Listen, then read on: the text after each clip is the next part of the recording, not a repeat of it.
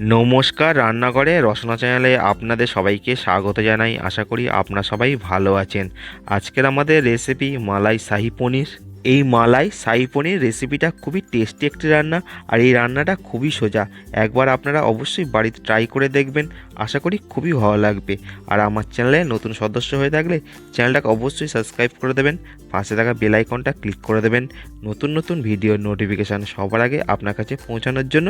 আর যে সকল বন্ধুরা আমার চ্যানেলটাকে অলরেডি সাবস্ক্রাইব করে গেছেন তাদের অসংখ্য ধন্যবাদ। বন্ধুরা, আপনারা ভিডিওটা স্কিপ না করে সম্পূর্ণ দেখতে থাকুন, এতে রান্নাটা আপনারা বুঝতে পারবেন আর করতেও খুবই সুবিধা হবে। চলুন তাহলে রান্নাটা এবার আমরা শুরু করি। এখানে আমরা 250 গ্রাম পনির এইরকমভাবে কিউব আকারে কেটে নিয়েছি। এবার আমরা একটা বাটির মধ্যে নিচ্ছি কিছু কাজু বাদাম, তারপর নিচ্ছি 2 চামচ চালমগজ। জলে ভিজিয়ে রেখে দেবো 30 মিনিট। 30 মিনিট জলে ভিজিয়ে রাখার পর আমরা এটা পেস্ট করে নিচ্ছি। এরপর গ্যাসে কড়াই বসিয়ে তাতে দিচ্ছি সাদা তেল। হাই ফ্লেমে তেলটা ভালো করে গরম করে নেবার পর গ্যাসটা মিডিয়াম করে দিতে হবে। তারপরে এর মধ্যে দিলাম লবণ আর হলুদ গুঁড়ো। সমস্ত কিছু খুব ভালো করে মিশিয়ে নিয়ে একে একে পনিরগুলো আমরা ভেজে নিচ্ছি। এখানে গ্যাসের ফ্লেম মিডিয়াম রেখে পনিরগুলো উল্টে পাল্টে 3 থেকে 4 মিনিট ধরে ভেজে নিতে হবে।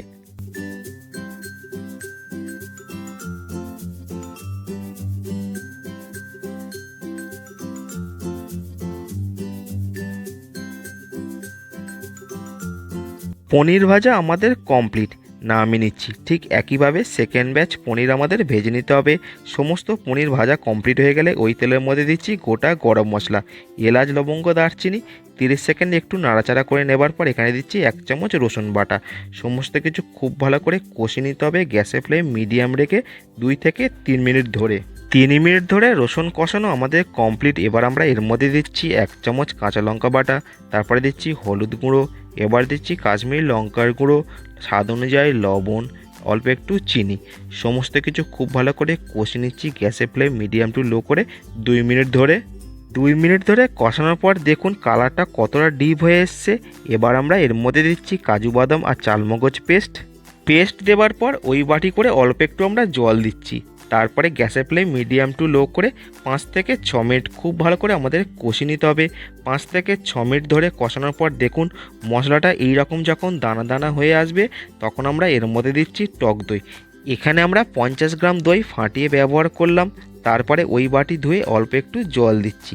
এবার আমরা গ্যাসের ফ্লেম লো করে ভালো করে কষিয়ে নেবো 3 থেকে 4 মিনিট ধরে। 3 থেকে 4 মিনিট ধরে কষানোর পর যখন মশলার কালারটা এইরকম চেঞ্জ হয়ে আসবে তখন আমরা এর মধ্যে দিচ্ছি সাজিরে, সামরিচ আর কসুরি মেথি। এখানে গ্যাসের ফ্লেম মিডিয়াম রেখে 1 থেকে 2 মিনিট ধরে খুব ভালো করে মিশিয়ে নিতে হবে। 2 মিনিট ধরে মেশানো প্রায় কমপ্লিট। দেখুন মশলা থেকে তেল রিলিজ হওয়া শুরু হয়েছে। এবার আমরা এখানে দিচ্ছি 200 মিলি জল। সমস্ত কিছু খুব ভালো করে মিশিয়ে নিয়ে গ্রেভিটা আমাদের ফুটে ওঠার ওয়েট করছি।